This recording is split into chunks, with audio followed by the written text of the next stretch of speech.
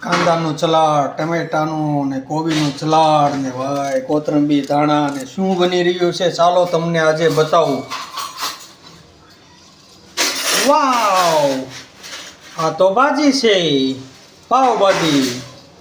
સરસ મસ્ત ભાજી બની રહી છે, ગરમા ગરમ. આજે ભાજી ખાવાની છે.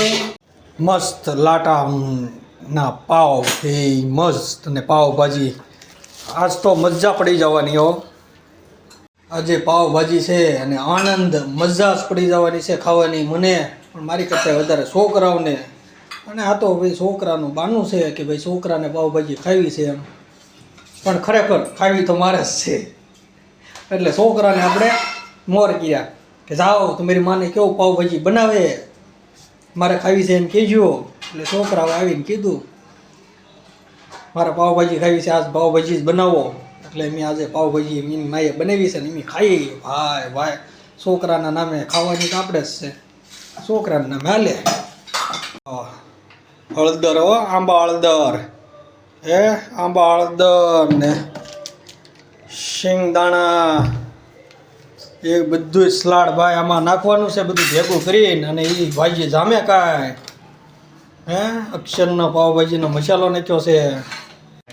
આપણી પાસે જ અહીં અગરબત્તી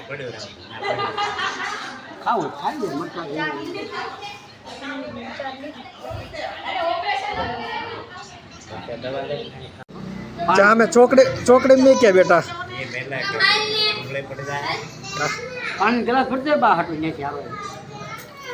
હવે છોકરા બધા બિચારા પહેલાં જેવું નથી. ગમે એ કામ તરત છીંદો એટલે તરત ઊભા થાય. પણ એક એને ફોન જોઈએ બધાને, ફોન વગર ન હાલે કોઈને.